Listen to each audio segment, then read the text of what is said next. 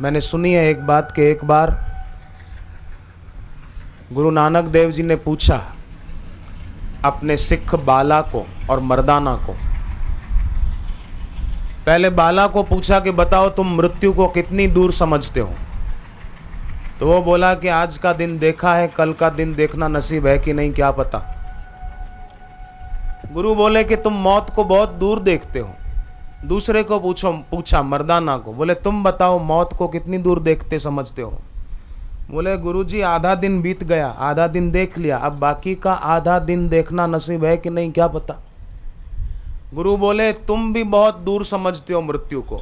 बेटा श्वास लिया और छोड़ा तो क्या पता छोड़ा हुआ श्वास फिर अंदर आएगा कि नहीं, छोड़ा हुआ श्वास बाहर ही रह जाए। ईश्वर जो कुछ करता है अच्छा ही करता है।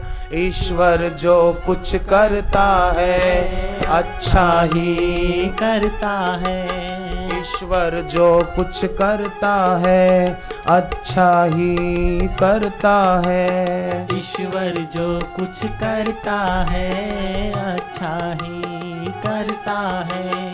मानव तू परिवर्तन से काहे को डरता है। मानव तू परिवर्तन से काहे को डरता है। ईश्वर जो कुछ करता है अच्छा ही करता है। ईश्वर जो कुछ करता है अच्छा ही करता है।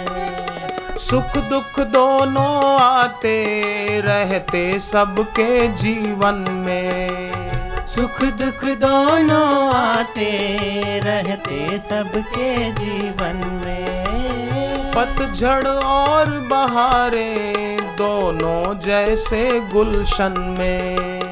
पतझड़ और बहारें दोनों जैसे गुलशन में। चढ़ता है तूफान कभी और कभी उतरता है। चढ़ता है तूफान कभी और कभी उतरता है। मानव तू परिवर्तन से काहे को डरता है। मानव तू परिवर्तन से काहे को डरता है। ईश्वर जो कुछ करता है अच्छा ही करता है।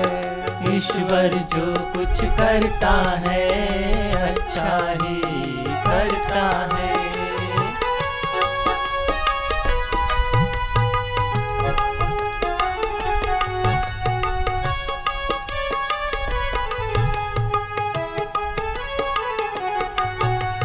कितनी लंबी रात हो फिर भी दिन तो आएगा।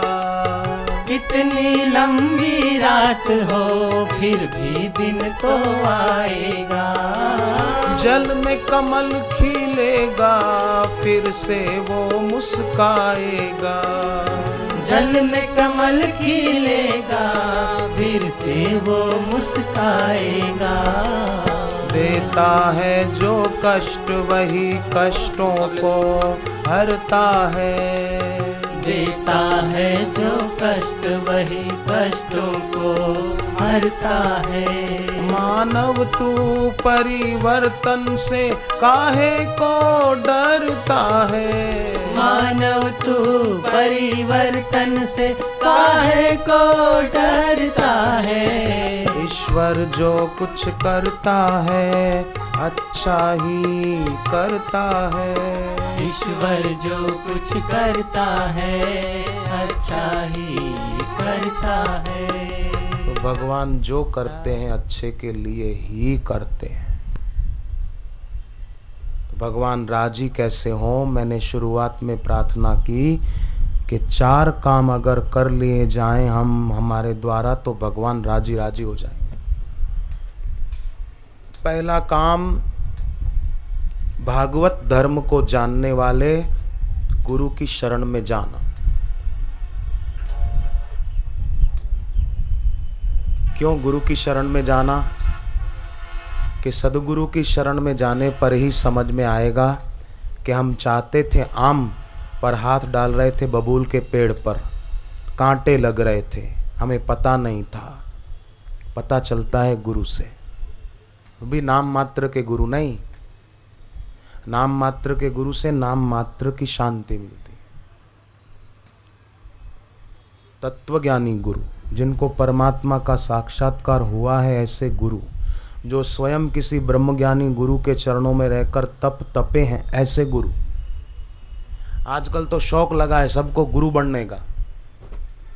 थोड़े से वेद पढ़ लिए, उपनिषद पढ़ लिए, पुराण पढ़ लिए, रामायण की कथा पढ़ ली, याद कर ली, गीता के श्लोक पक्के कर लिए, व्याख्या कर दी लंबी चौड़ी बढ़िया, हाँ, और गुरु बन गए। बस मैं भी गुरु हूँ, मेरे को भी बोलना आता है, मैं भी गुरु।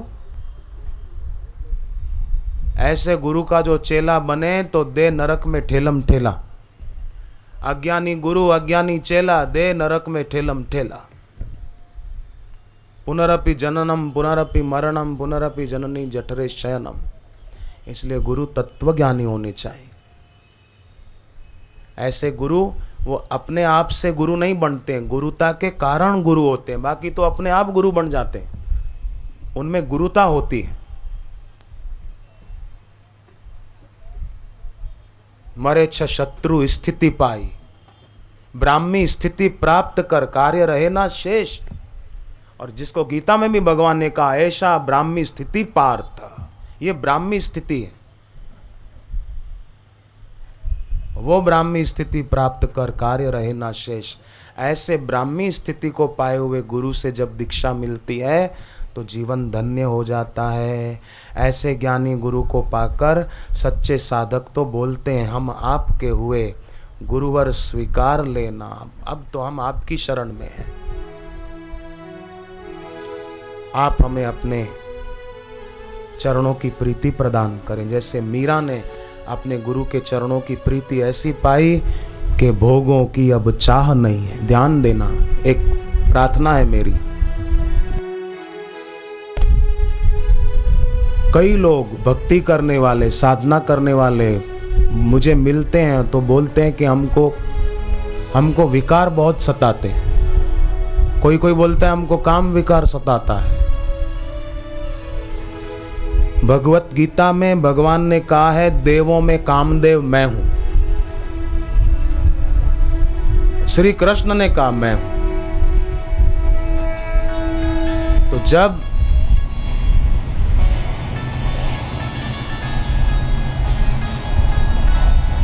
आत्मज्ञानी गुरु मिले और उनके लिए हृदय में एक भाव होगा तो हमारी स्थिति मूलाधार केंद्र में नहीं होगी। 7 केंद्र है शरीर में, हमारी स्थिति चौथे केंद्र में होगी। 7 केंद्र हैं, मूलाधार, स्वादिष्ठान, मणिपुर, चौथा अनाहत, 5वां विशुद्धाख्या, 6ठा आज्ञा चक्र, 7वां सहस्त्रसार। तो जब तत्वज्ञानी गुरु मिलेंगे, हम उनके बताए अनुसार साधना करेंगे, जप ध्यान करेंगे तो हमारी स्थिति चौथे केंद्र में होगी। यात्रा क्रमशः होते होते चौथे तक यात्रा होगी तो फिर वहां से नीचे नहीं गिरेंगे। सदगुरु के प्रति भक्ति भाव नहीं होगा तो हो सकता है फिर चौथे से तीसरे की यात्रा हो जाए, तीसरे से दूसरे और गिरते चले जाए।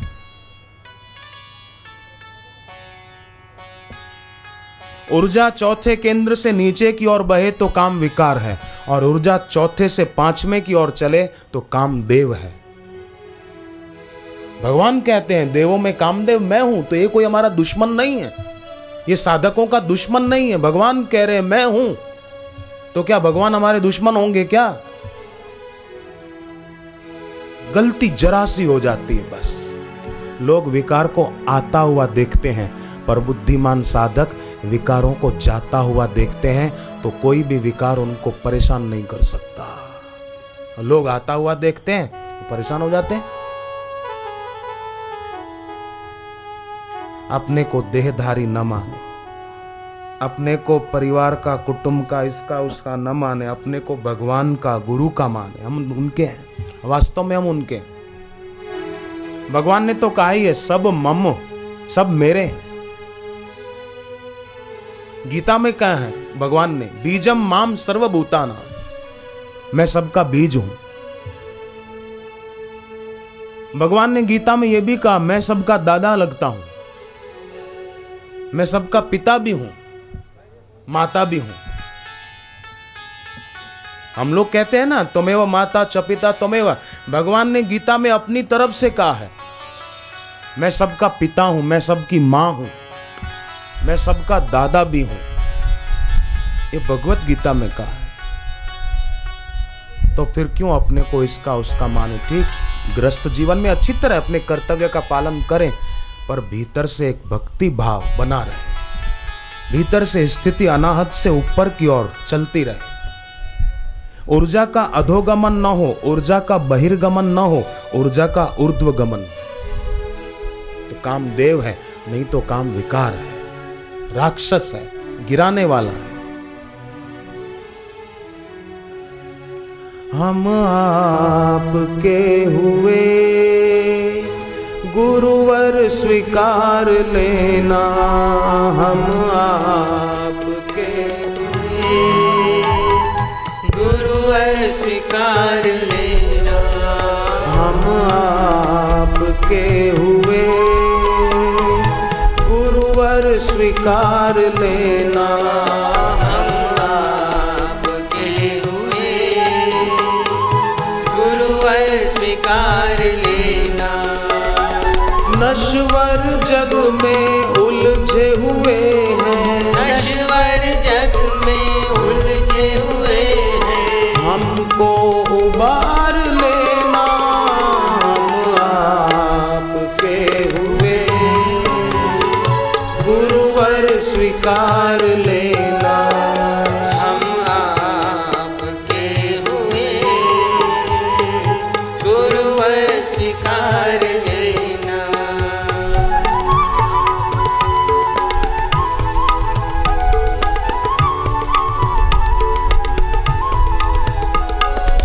जीवन के हर सफर में मैंने थी मात खाई, जीवन के हर सफर में मैंने थी मात खाई।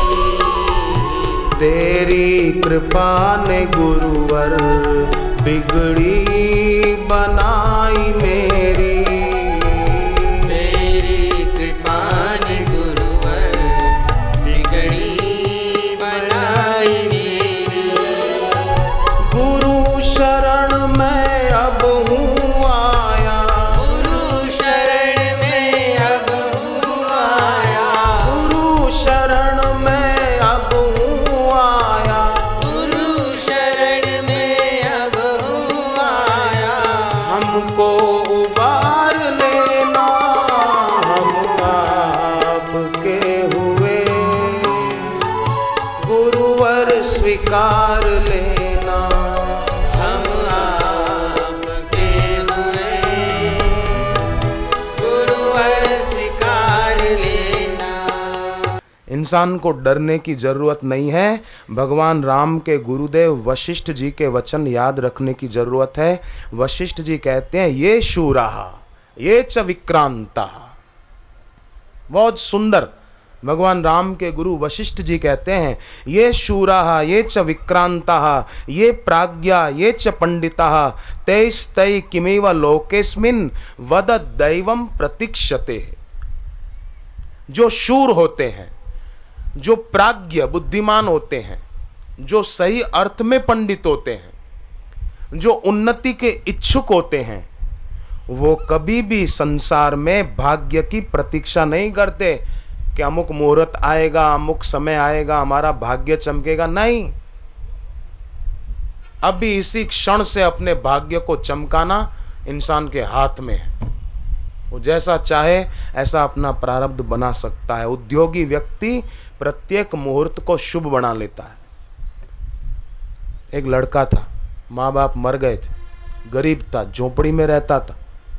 एक सेठ के पास गया, मेरे को कोई नौकरी दो, रुपए नहीं देना, खाना पीना दे देना 2 टाइम बस। सेठ ने देखा लड़का है, प्रामाणिक लगता है, परीक्षा करूं। कहा, मेरे घर में एक चूहा मर गया है, तू ले जा, उसको बेच और व्यापार शुरू कर, जल्दी कर। लड़का वीर, उद्योगी, साहसी, अविश्रांत अपने कार्य में लगा रहने वाला मरा हुआ चूहा लेकर चला गया। रास्ते में एक मदारी डुगडुगी बजाकर खेल दिखा रहा था, सांप और नेवले का। खेल देखकर लोग चले गए, लड़का खड़ा रहा। मदारी ने लड़के के हाथ में मरा हुआ चूहा देखा, पूछा बेचोगे? वो बोला हाँ। 50 पैसे में वो मरा हुआ चूहा उसने बेच दिया। मदारी ने सांप को खिलाने के लिए ले लिया था। लड़के ने चने खरीदे। एक मंदिर था तालाब के किनारे, वहां चने नीचे रखकर बैठ गया। लोग मछलियों को खिलाने के लिए चने खरीदने लगे। 50 पैसे के 75 पैसे उसने बना लिए। 1 पैसे का कुछ लेकर खाया। उस जमाने में चलता था 1 पैसा, 2 पैसा, 3 पैसा। ये मैंने भी उससे खरीदा है बाजार में से। 3 पैसे का सिक्का और 2 पैसे का सिक्का, ऐसे 5 पैसे लेकर मैं जाता था। बड़ों को पता होगा। 1 पैसे का लेकर उसने कुछ खाया, बाकी के पैसों से और चने खरीदे, फिर बेचने बैठा। ये उसने व्यापार शुरू कर दिया और बेचते बेचते, बचत करते करते, अविश्रांत उद्योग करते करते उसने एक दुकान बना ली अपनी। व्यापार चल पड़ा उसका। और एक दिन सोने का चूहा लेकर उस सेठ के पास गया और कहा, आपने मुझे मरा हुआ चूहा दिया था श्रीमान, लीजिए, मरे हुए चूहे के बदले सोने का चूहा स्वीकार कीजिए। सेठ तो देखता ही रह गया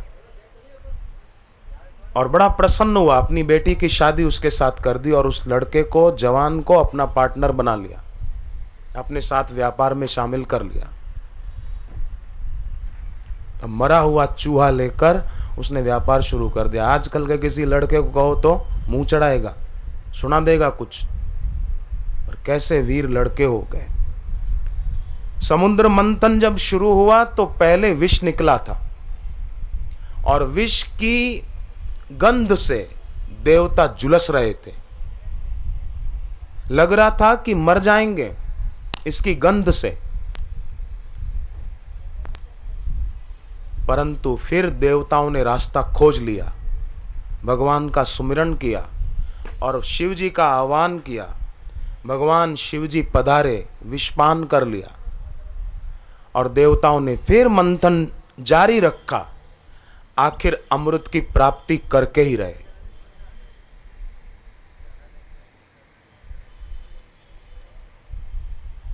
देखो भाई, फ्रांस में एक बड़े बुद्धिमान साहित्यिक हो गए जिनका नाम था विक्टर ह्यूगो।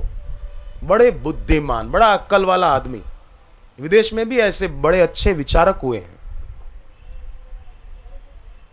उन्होंने एक बहुत प्यारी बात कही कि अगर भगवान ने मनुष्य को पीछे देखने के इरादे से बनाया होता तो भगवान ने मनुष्य की आंखें उसको आगे नहीं पीछे लगाकर भेजा होता।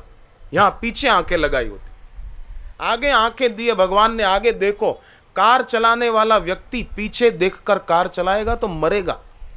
स्कूटर या बाइक चलाने वाला व्यक्ति अगर पीछे देखता हुआ चलाएगा तो एक्सीडेंट होगा। उसको आगे देखना होगा। अतीत को भूलें,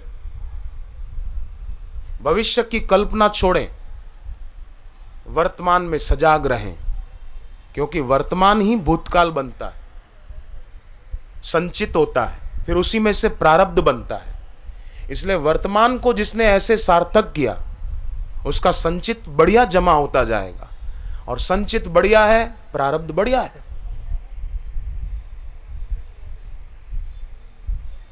मैं 1984 में दीक्षा ली गुरुदेव से। तो जो जो समय बीतता गया संचित में गुरु मंत्र का जप और गुरु चरणों की सेवा होती गई, तो ये आज की तारीख, ये भविष्य, ये प्रारब्ध अच्छा हुआ कि नहीं हुआ। मेरी बहन ने 18-19 साल पहले दीक्षा ली, मेरे से बड़ी। तो जो जप गुरु गीता का पाठ, श्री आशा रामायण का पाठ करती गई तो उसका भविष्य आज सुंदर हुआ ना। सुखद हुआ? तो व्यक्ति को चाहिए कि भूतकाल को याद न करे, वर्तमान को सार्थक करे। वर्तमान में भूतकाल का चिंतन करने से वर्तमान का दुरुपयोग हो जाता है, वर्तमान के दुरुपयोग से भविष्य बिगड़ जाता है। इसलिए वर्तमान परिस्थिति का, वर्तमान समय का दुरुपयोग ना हो। फिल्म देखने में, मैच देखने में, गाने सुनने में, लोग मैच देखते, कैसी बुद्धि हो गई, मैच देखने में मजा आता है। हे भगवान, माला करने में आनंद क्यों नहीं आता? आंखों से आंसू क्यों नहीं निकलते कि अभी तक हमको मैच देखने की और फिल्म देखने की रुचि होती है? रोना चाहिए, रोना, आंख से आंसू निकलने चाहिए। पर लोग तो मजे से रोटी खा लेते हैं, बर्गर खा लेते हैं, पिज्जा खा लेते हैं, पेप्सी पी लेते हैं और खाते खाते मैच देखते हैं, फिर सो जाते हैं। रोना चाहिए, आंख से आंसू निकलने चाहिए कि कीमती सांस हमारे खर्च हो गए, पर रोना नहीं आता, उसका दुख नहीं होता। पैसा चला जाए तो दुख होता है, मेरा पैसा कम हो गया, मेरे को व्यापार में घाटा हो गया, मेरी पत्नी की तबीयत खराब हो गई, मेरे पति की तबीयत खराब हो गई, मेरे बेटे की तबीयत खराब हो गई, इस कारण तो बहुत रोना आता है। पर मेरे को भगवान का सुमिरन नहीं होता, मेरा मन अभी तक ईश्वर में नहीं लगता, इस कारण रोना क्यों नहीं आता? आंख से आंसू निकलने चाहिए, प्रायश्चित होना चाहिए, पश्चाताप होना चाहिए कि मेरी आज तक की आयु यूं ही क्यों चली गई। और जो समय मैंने बिताया संसार में और जो चीजें मैंने इकट्ठी की, उनमें से क्या मेरे साथ चलेगा? और जिस भक्ति को, सत्संग को मैंने त्यागा, उससे मुझे कितना नुकसान हुआ? ये आदमी को विचार करना चाहिए। पर ये विचार नहीं उपजता है, ये कितना आश्चर्य है, ये कितने दुख की बात है। व्यापार में किसी को घाटा हो जाए तो आदमी दुखी होता है, पर श्वासों का खजाना कितना बड़ा घाटा हो रहा है व्यापार में, तो फिर भी आदमी मेहनत करे तो रुपया कमा सकता है। पर श्वासों का खजाना जो लुट गया, खर्च हो गया, वो दोबारा कैसे मिलेगा? सिकंदर दिग्विजय के लिए निकला, डायोजनीस को प्रणाम किया और कहा कि मैं भी भगवान से प्रार्थना करूंगा कि अगले जन्म में डायोजनीस जैसा बनूं। डायोजनीस ने कहा कि अगले जन्म में क्यों श्रीमान, इसी जन्म में। बोले पर अभी तो मुझे दिग्विजय के लिए जाना है, मैं दिग्विजय की यात्रा करके आऊं फिर बनूंगा। बोले नहीं, फिर तुम नहीं बन पाओगे। बोले नहीं, अभी तो मुझे जाना है। बात नहीं मानी, सिकंदर चला गया और लौट रहा था तो रास्ते में ही उसकी तबीयत ऐसी हो गई कि सुधरने का नाम ही नहीं ले रही थी। प्रसिद्ध हकीम और वैद्य बुलाए गए। सिकंदर को बात याद आई डायोजनीस की कि बाद में तुम नहीं बन पाओगे, अभी बनो। सिकंदर ने कहा था मैं दिग्विजय करके लौटूंगा, तब ये बातें याद आने लगी। तो अपने मंत्रियों को, वैद्यराजों को, हकीमों को कहा कुछ भी हो जाए, सारी संपत्ति ले लो, पर मुझे डायोजनीस तक पहुंचा दो। सबने कहा कि वो बहुत दूर है और हम कितना भी घोड़ों को भगाएं, आपकी तबीयत ऐसी नहीं है कि आप वो संभाल पाओ यात्रा को, यात्रा के कष्ट को। आखिर सिकंदर अंतिम सांस गिनने लगा, तब मंत्रियों को कहा कि फिर तो मेरे दोनों हाथ अर्थी से बाहर रखना, लोगों को पता चले मैंने इतने पाप, अनाचार, अत्याचार किए और जो पाया उसमें से कुछ भी साथ न ले जा सका, और इतने सारे मेरे अंगरक्षक मेरी अंतिम यात्रा में पीछे पीछे चलाना, लोगों को पता चले कि इतने इतने अंगरक्षक भी मेरे को मौत के मुंह से बचा न सके। क्या मिला, क्या पाया?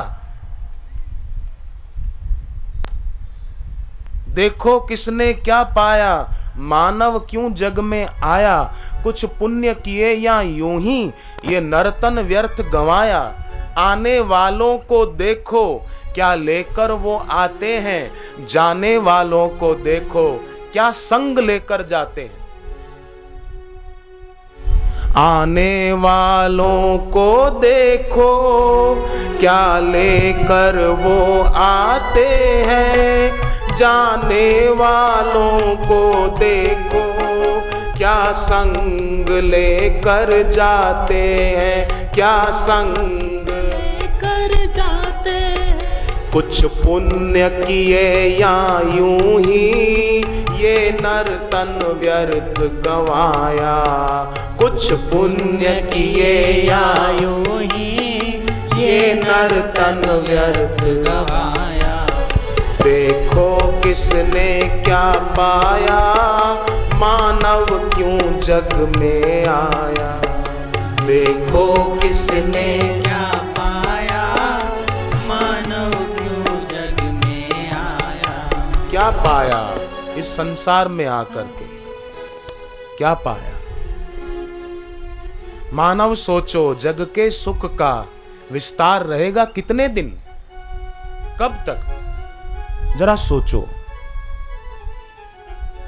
मानव सोचो जग के सुख का विस्तार रहेगा कितने दिन। मानव सोचो जग के सुख का विस्तार रहेगा कितने दिन, विस्तार रहेगा कितने दिन, विस्तार रहेगा कितने दिन, अधिकार रहेगा कितने दिन, अधिकार रहेगा कितने दिन, ये प्यार रहेगा कितने दिन, ये प्यार रहेगा कितने दिन। मानव सोचो जग के सुख का विस्तार रहेगा कितने दिन। मानव सोचो जग के सुख का विस्तार रहेगा कितने दिन। कोई आता कोई जाता, कोई आता कोई जाता। किसी का जन्म हो रहा है कहीं तो कहीं किसी की मृत्यु हो रही है। शायद इसी का नाम ही है दुनिया। कोई आ रहा है कोई जा रहा है। किसी के घर किसी का जन्म हुआ है तो किसी के घर किसी का जनाजा उठाया जा रहा है। शायद इसी का नाम ही है दुनिया। कोई आ रहा है कोई जा रहा है। कोई आता कोई जाता, कोई आता कोई जाता। सबसे थोड़े दिन का नाता, सबसे थोड़े दिन का नाता, सबसे थोड़े दिन का नाता, सबसे थोड़े दिन का नाता। जिसको अपना कह दे उस पर अधिकार रहेगा कितने दिन। जिसको अपना कह दे उस पर अधिकार रहेगा कितने दिन। अधिकार रहेगा कितने दिन, अधिकार रहेगा कितने दिन। सत्कार रहेगा कितने दिन, सत्कार रहेगा कितने दिन। ये प्यार रहेगा कितने दिन, ये प्यार रहेगा कितने दिन। मानव सोचो जग के सुख का विस्तार रहेगा कितने दिन। मानव सोचो जग के सुख का विस्तार रहेगा कितने दिन। जो जग में सच्चे ज्ञानी है, जो जग में सच्चे ज्ञानी है। आत्म तत्व के ध्यानी है, आत्म तत्व के ध्यानी है। आत्म तत्व के ध्यानी है, आत्म तत्व के ध्यानी है। उनसे पूछो मन का माना संसार रहेगा कितने दिन। उनसे पूछो मन का माना संसार रहेगा कितने दिन। कितने दिन। जो शेष है उसको निर्विशेष की आराधना में लगा दें। केवल जीविकोपार्जन जीवन का मुख्य ध्येय नहीं है। वो तो पशु भी कर लेते हैं। खान पान और उपभोग में पशु भी परम सुजान, परंतु मनुष्य की महिमा इसी में है कि वो अपनी इंद्रियों के द्वारा भक्ति करे। हमको जो इंद्रियां मिली है ना, वो भोगों के लिए नहीं मिली है, भक्ति के लिए मिली। पर लोग सत्संग के अभाव में बेचारे गलती कर बैठते हैं, इंद्रियों को भोग का साधन मान लेते हैं। इंद्रियां भोग सामग्री नहीं है। आंखों से फिल्म देखे, कानों से गीत सुने, जीभ से बस स्वाद सुख ले, ये इंद्रियां भोग सामग्री नहीं है, साधन सामग्री है। तो जब गुरु की दीक्षा मिलती है, शिक्षा मिलती है, तो अज्ञान नष्ट होता है और इंद्रियों को व्यक्ति भोग सामग्री न मानकर साधन सामग्री मानता है और साधना में ऊंचा उठता है।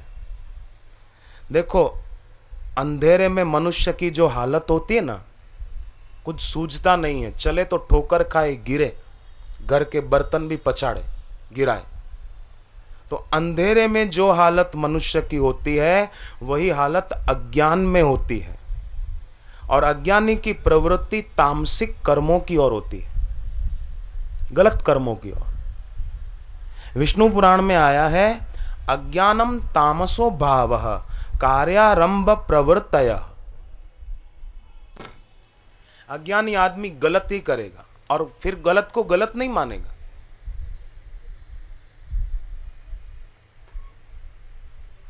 अमूल्य को निर्मूल्य बना देगा। एक सेठ था, नदी में नहाने गया, पानी गहरा था, पैर फिसल गया, डूबने लगा। बचाओ बचाओ बचाओ चिल्लाने लगा। लोग खड़े थे, तमाशा देख रहे थे, पर कोई बचाने नहीं आ रहा था।